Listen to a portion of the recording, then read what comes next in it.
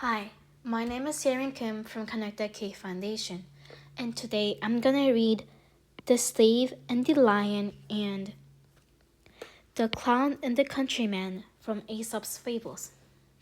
Aesop's Fables are a collection of ancient Greek fables credited to Aesop, a storyteller and fabulist who lived in ancient Greece about 6th century BCE.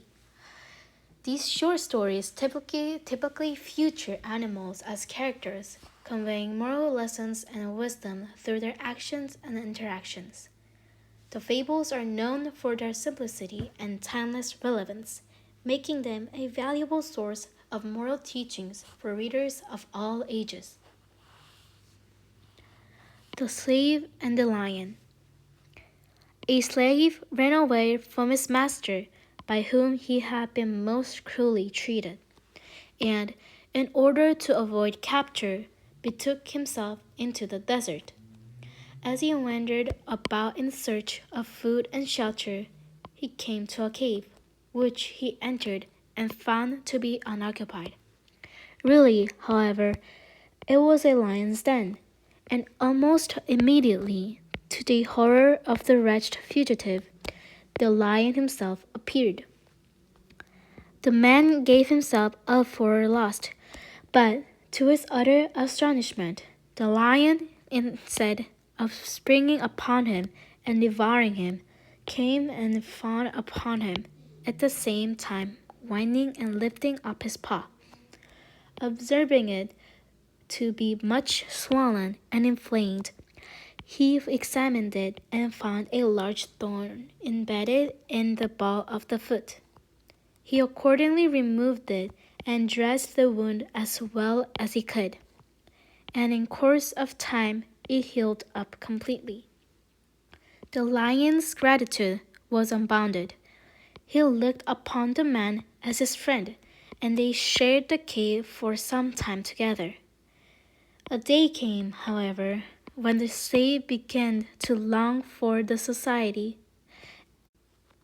of his fellow man, and he bade farewell to the lion and returned to the town.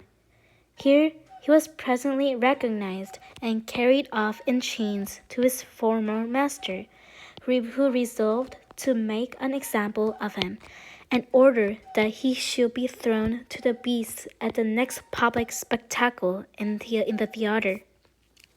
On a fatal day, the beasts were loosed into the arena, and among the rest a lion of huge bulk of ferocious aspect, and then the wretched slave was cast in among them.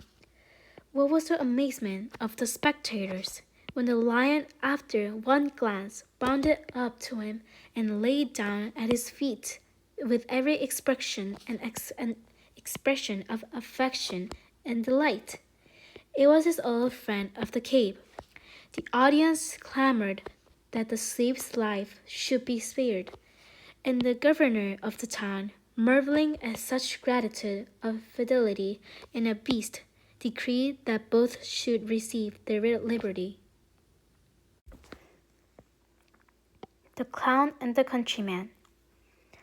A nobleman announced his intention of giving a public entertainment in the theater, and offered splendid prizes to all who had any novelty to exhibit at the performance. The announcement attracted a crowd of conjurers, jugglers, and acrobats, and among the rest a clown, very popular with the crowd, who let it be known that he was going to give an entirely new turn. When the day of the performance came, the theater was filled from top to bottom some time before the entertainment began. Several performers exhibited their tricks, and then the popular favorite came in empty-handed and alone. At once there was a hush of expectation, and he, letting his head fall upon his breast, imitated the squeak of the pig to such perfection that the audience insisted to his producing the animal, which, they said, he must have somewhere concealed about his person. He, however, convinced them that there was no pig there, and then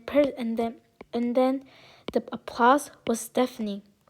Among the spectators was a countryman who disparaged the clown's performance and announced that he would give a much superior exhibition of the same trick on the following day. Again, the theater was filled to overflowing, and again the clown gave his imitation amidst the cheers of the crowd. The countryman, meanwhile, before going on the stage, had secreted a young poker under his smock.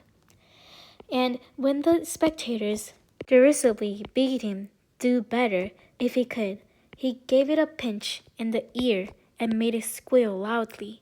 But the old wooden boys shouted out that the clown's imitation was much more true to life. Thereupon he produced a pig from under his smock and said sarcastically, "There, that shows what sort of judges you are."